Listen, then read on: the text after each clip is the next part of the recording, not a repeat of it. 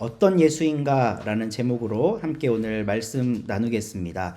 우리 옆에 계신 분들과 함께 인사할게요. 샬롬. 승리하세요.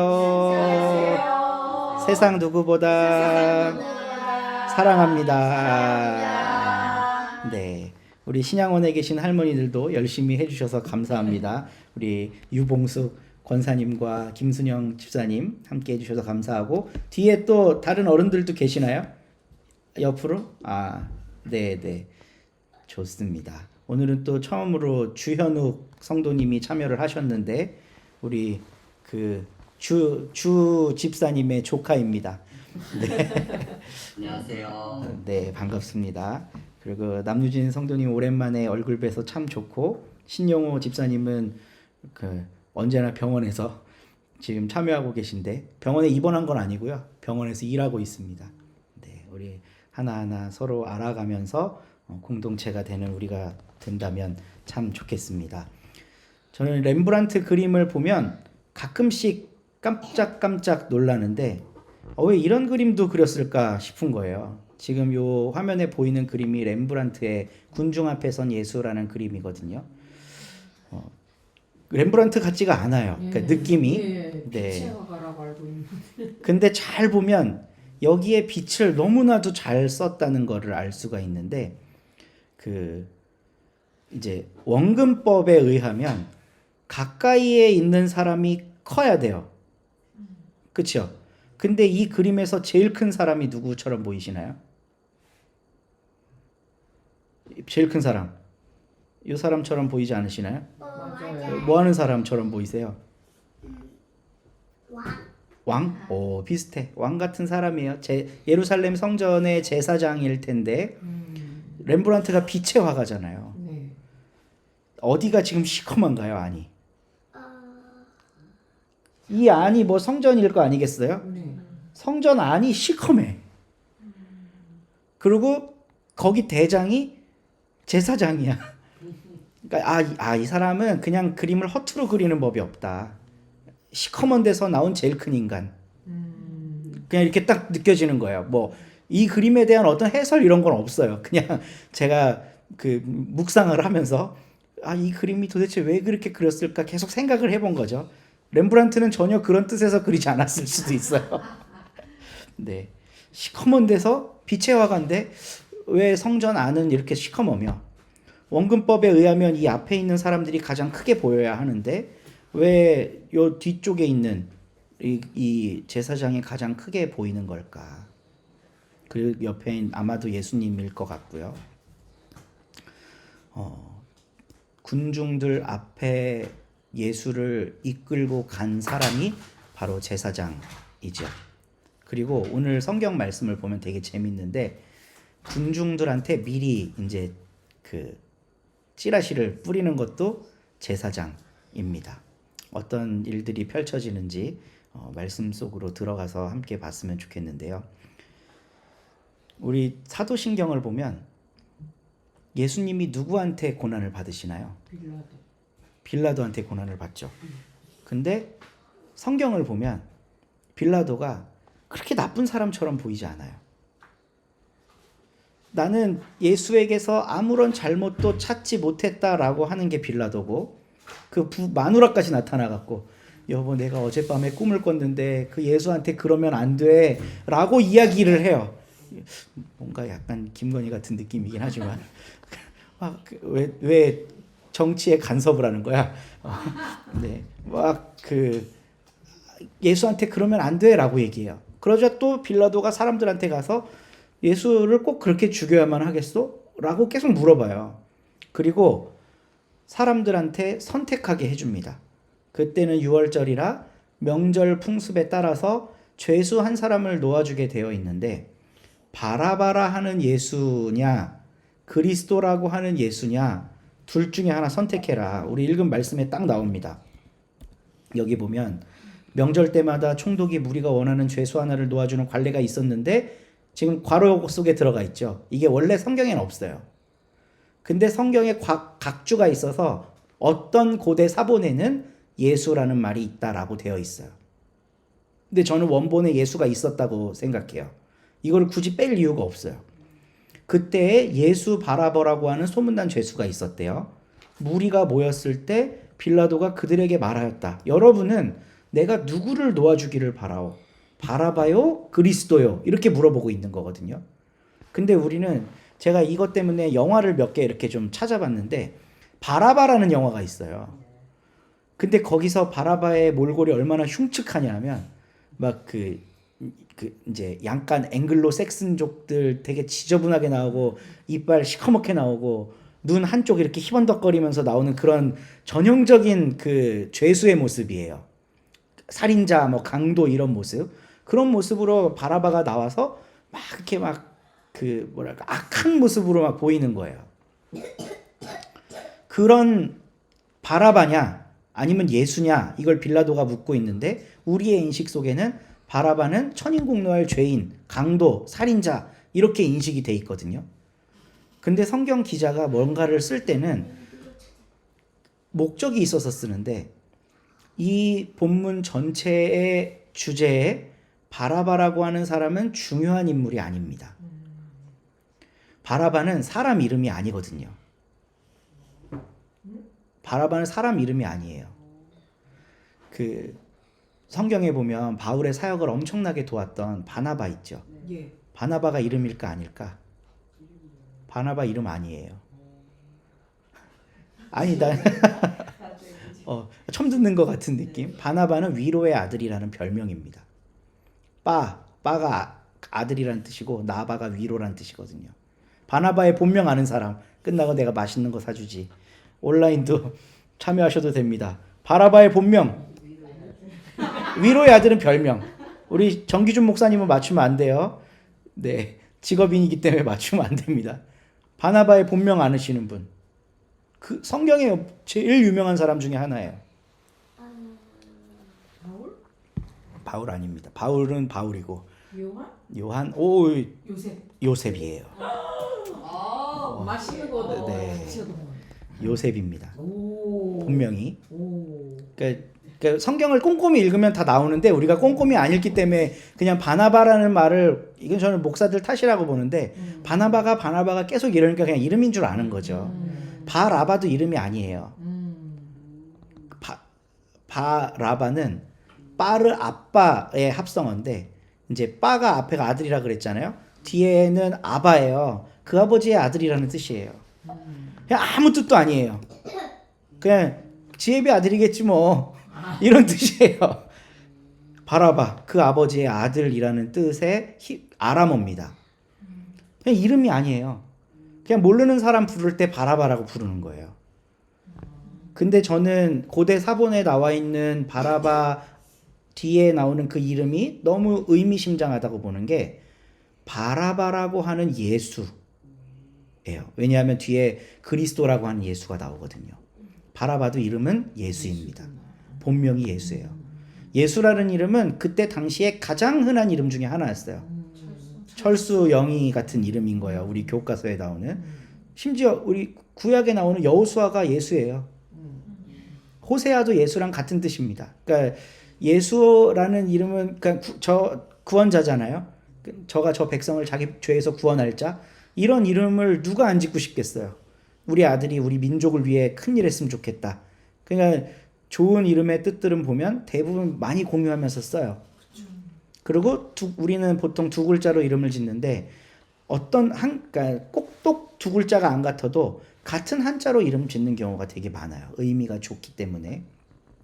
이제 어제 그 함석헌 기념사업회 행사가 있어갖고 갔었는데 친손녀분이 나와서 막 이제 좀 감정에 복받쳐서 울면서 얘기를 하시는 거예요. 이름이 정혜입니다. 정혜. 할아버지가 직접 지어주셨다며 자기 이름을 이제 해설을 해주는 거죠. 이제 저 이름 같은 경우는 대홍이잖아요. 여기도 뜻이 있는 거예요. 그러니까 예수라는 이름의 뜻이 워낙 좋기 때문에 이때 당시에는 흔하게 짓는 이름이었어요. 근데 우리는 이 사람을 바라바로만 기억하고 있는 거죠. 이름인 줄 알았어요. 네. 이름이 아닙니다. 그냥 그 아버지의 아들이라는 뜻이에요. 저는 이 본문을 읽으면서 벌써 작년에도 이거 한번 했었고 재작년에도 이거 한번 했었는데 올해는 또 새로운 충격을 받게 돼요. 왜냐하면 똑같은 예수라는 이름을 가진 사람 중에 사람들이 그리스도라 하는 예수를 선택하지 않은 게 이 본문의 포인트인 거예요. 예수를 버린 거죠. 우리가 믿는 그리스도 예수를 버린 거예요. 이게 진짜 중요한 포인트인 것 같습니다. 오늘날 우리들에게도 똑같은 질문이 주어져요. 오늘날은 본디오 빌라도는 없지만 우리들에게 하나님이 늘 물으십니다. 너는 어떤 예수를 선택할래? 우리가 군중인 거예요. 근데 그리스도라고 하는 예수를 우리가 선택하며 살아가고 있나? 그분을 버리고 소외시키며 살아가고 있나? 이 질문을 오늘 우리들에게 던지고 있는 겁니다. 이 구절 보면서도 되게 재밌었는데요. 오늘 우리가 읽진 않았지만 왜 군중들은 그리스도 예수를 버렸을까? 마태복음은 원인을 이제 두 가지로 이야기하는데 첫 번째 원인이 이겁니다. 마태복음 27장 20절에 나오는 그러나 대제사장들과 장로들은 무리를 구슬러서 바라바를 놓아달라고 하고 예수를 죽이라고 요청하게 하였다. 어떤 종교 권력이 뿌락지들을 군중 속에 심어놓고 가짜 뉴스를 퍼뜨려서 지금 예수를 죽이라고 하고 있는 거예요. 이거 오늘날 너무나도 비슷하게 반복되고 있다는 생각 들지 않으십니까? 종교 지도자들과 혹은 정치 권력자들이 군중들에게 올바른 정보를 전달해 주지 않아요. 가짜 뉴스를 줘. 그리고 그 가짜 뉴스에 계속 길들여지게 해서 본인들의 원하는 목적을 이루어가는 거죠.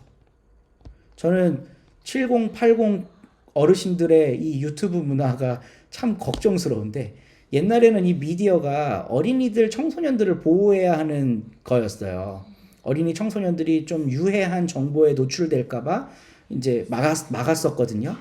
근데 70대 이상 어르신들이 늘 똑같은 알고리즘에 의해서 본인들의 정치 성향을 더욱 강화하는 방식의 미디어를 소비하고 또 소비할 때 그거를 어떻게 할 수 있는 방법이 없어요.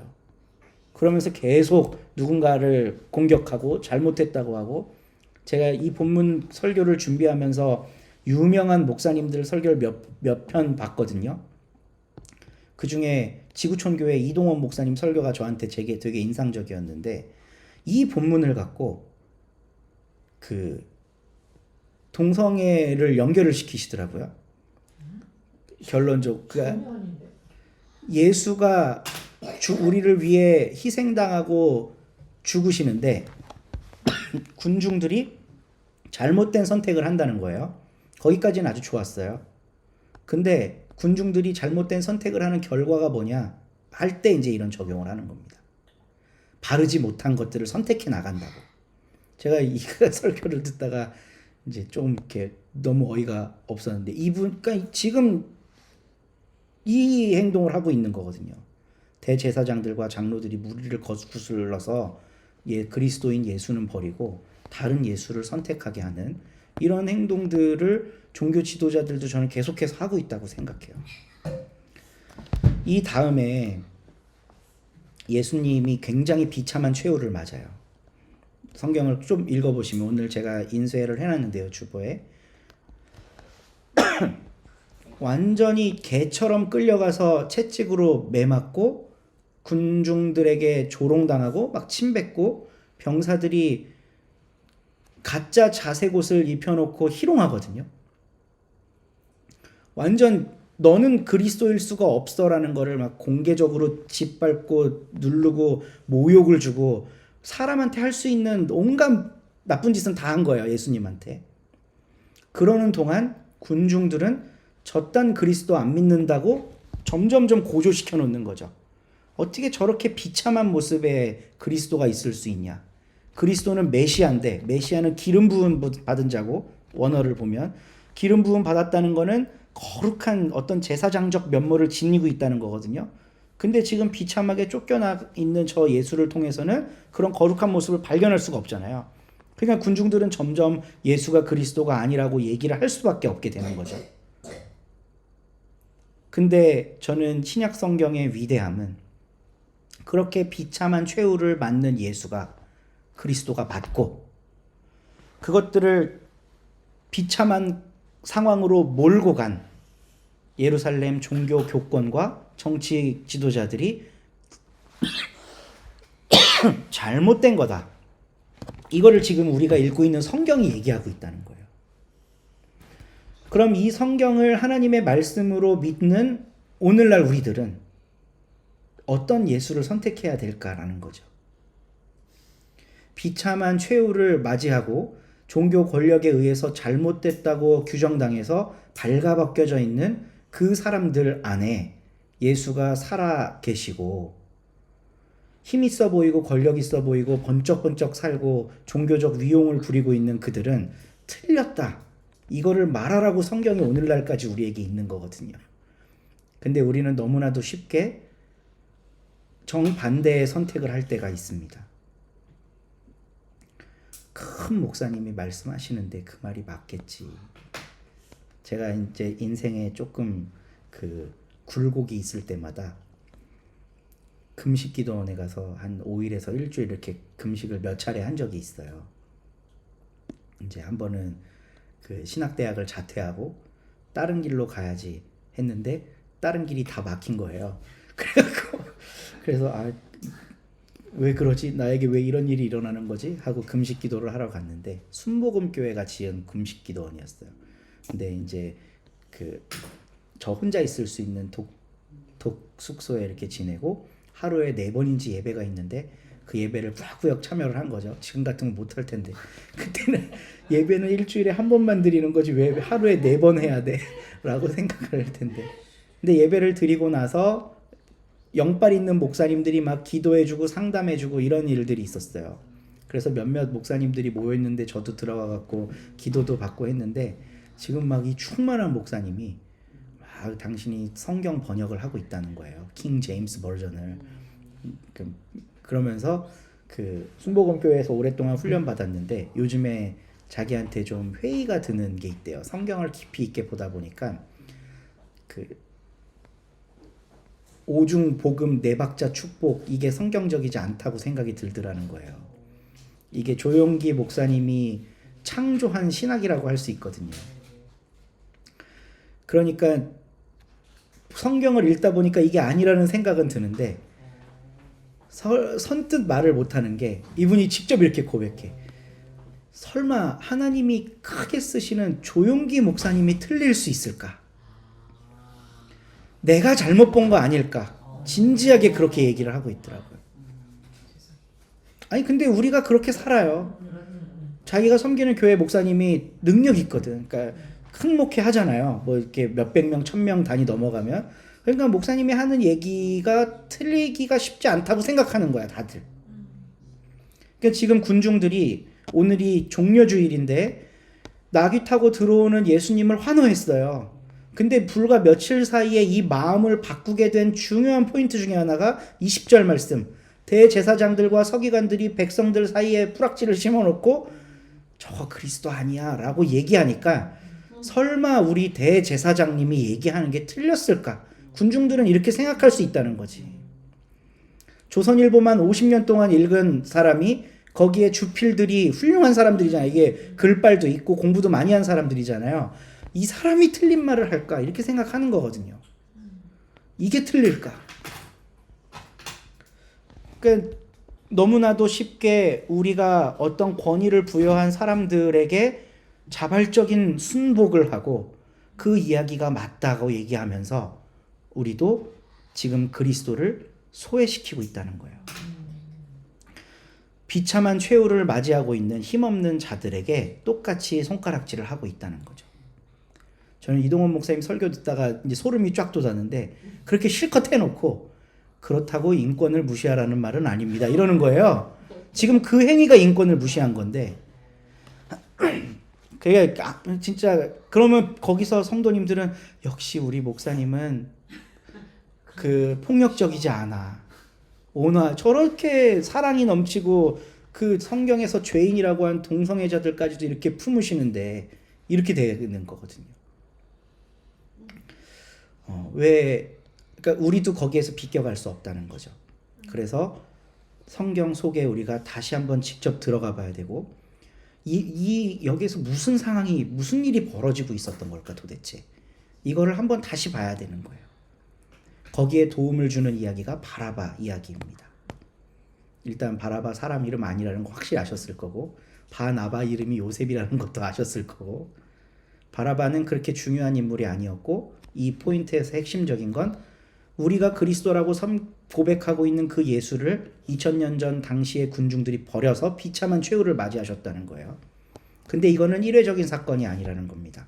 오늘도 계속해서 반복적으로 일어나고 있고 저는 그냥 이렇게 보면 99.9% 맞다고 봐요. 교회가 죄인이라고 한 모든 사람들은 다 죄가 없다. 이렇게 선언해 줘야 된다고 생각합니다. 교권이 죄인이라고 규정한 사람들, 이 사람들에겐 죄가 없다.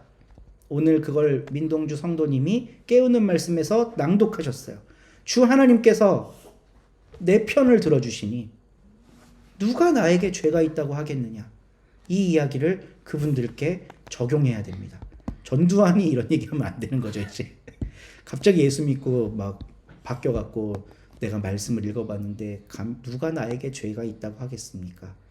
이렇게 적용하라고 하는 이야기가 아니라 교권과 종교 권력이 죄인이라고 규정했던 사람들에게 이 말씀을 통해 참된 해방을 선포하고 당신들이 죄가 있다고 하는 것은 권력이지 하나님이 아니십니다. 라고 이야기를 해줄 때 우리는 오늘의 본문을 제대로 읽은 그리스도인이 될 겁니다. 그리고 계속 돌아보게 되겠죠. 나는 누군가를 비참하게 몰아가고 있는 걸 방조하고 있지는 않을까.